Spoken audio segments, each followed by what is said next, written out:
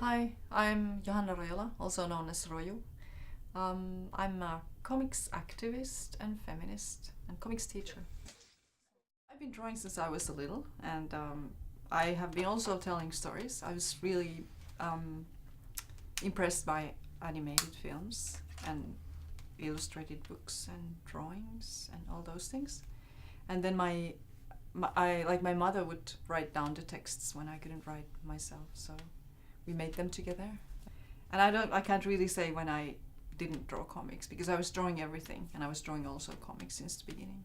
I always have my sketchbook with me, always. I write everything down, all the small things. You never know which one is going to catch fire. Here are like 3 comics I have in the collection, and these are from different things. So this one is called Lost, or it's about lost things, like how you remember some things better than or some objects better than others. So there are like some of my favorite things that I have lost, and like I think maybe dearest of all these things was my bike, which was the old bike of my mother. Oh, and I think that this one was published in Libero or Udin, which were 2 magazines where I would have like a one-pager for years and years, and I could always have free hands. I would do whatever I wanted to. So that was really fun. This one is the last strip I ever made for Libero, which was like a leftist youth magazine, and I made this the year I turned 30, so I thought I'm no longer a youth. I shouldn't be continuing this. And this is about like, oh, it seems so pathetic now, but having an age crisis at year 30. And then in the end, in the last picture, I kind of give the keys of the Libero page to Ville Ranta, who would continue the strip after me.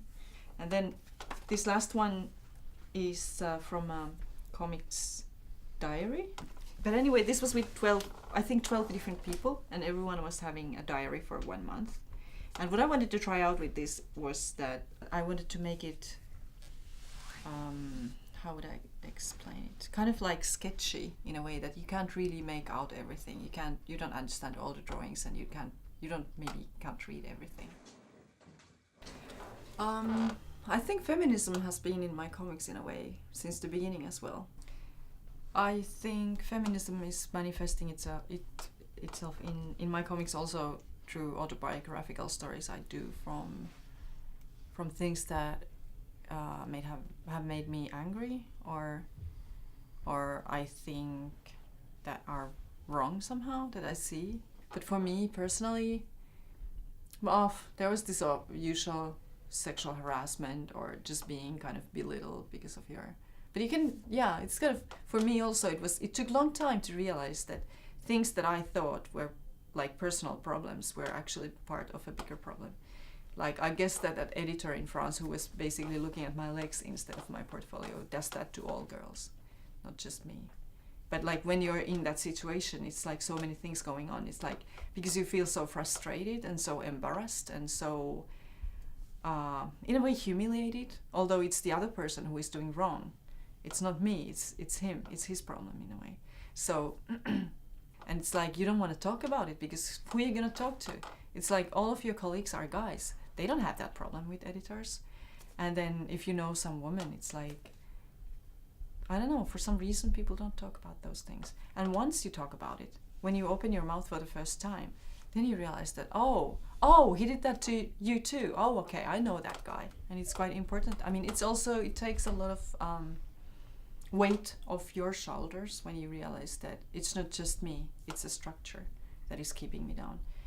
Yeah, so it's somehow, I want to show that this small thing, you might think it's a detail and it just happens to me, might actually not be your personal problem, but might be something that happens to many people. And when you recognize that, oh, there is this feeling, there is this event, and this has happened to me too, so I'm not the only one, so maybe there is more in that than just me. So I think that these so-called small stories that interest no one are not actually that small, because they form a bigger picture. Yeah, I think for me comics is pretty much communication. So yeah, I would say that I have a message most of the time. It's like, it's not always about feminism, it could be some other political things. And yeah, also storytelling, but I don't know. There are like so many different kinds of stories you can tell. So it depends also where it's going to be published, because I don't really draw for myself. I want things to be published, or I want to kind of think that I have a reader. So yeah, then depending on how much space I have and what's going on in the world, whatever, or in the news, or I'm like kind of how would you say, I'm inspired by the news and what's going on and these things, and I want to maybe not change the world, but at least like say that, hey, have you heard about this? This is not right. That's something like, I used to draw a lot of comics out of anger. Like I would get pissed off something, and then you never find the right words at the moment, and then you go home and then like you realize that that's what I should have said, and then you can always draw a comic about it and get the last word. So yeah, I guess that's it. But yeah, feminism is one part of that, getting the last word, explaining how things should be or how they are and how it is wrong. First I was like, oh, what am I dreaming about right now? Because that's like, when you don't dream anymore, it's, you're dead. I just had a burnout, so I think I'm really going through things now. There was like quite many reasons why I stopped drawing. Mostly, like the biggest reason why I got this tattoo was that I don't want to talk about it anymore. I'm not saying I'm never drawing again, but I think people have very romanticized idea about the life as an artist. So since if you have like a 8 to 5 job, then being an artist is something like, oh, they have all this freedom and they just do whatever they want, and they, you know, never run out of ideas or whatever. But for me it was, I had like quite a lot of success and I was quite well known and everything. I had a big grant and I just couldn't get anything done. It's and it was like compilation of many things. I had a huge fight with my then publisher, so I basically just bought myself out of the contract when I got a grant, and that was somehow discouraging. And then after that, I was also doing comics in newspapers still, but like the prices kept being the same, because that would be something that you would do, like you have to do it really fast. But the thing was that I became so slow that I would take like 1 week to make one strip, and it would only pay for 350 euros. So I wouldn't have enough time in a month to make a living with that. So that was one of the reasons. Also, I started to getting more and more producing jobs. And producing is different from drawing in a way that you get instant gratification.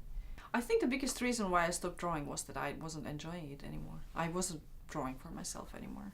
And I think if I could find that again, I would start drawing again. Yeah.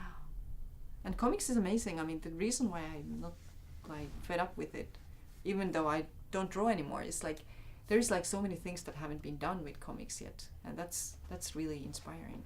And yeah, there's like so many possibilities that haven't been found out yet. And then there is also this research on equality that hasn't been done yet. So yeah, that's one thing. But that's what I would like to do, and then find out more about like what can comics do, what can feminism do, what can feminist comics do. That would be my what I would like to do for the rest of my career, I guess. Yeah, until I get fed up, and then I'll do something else.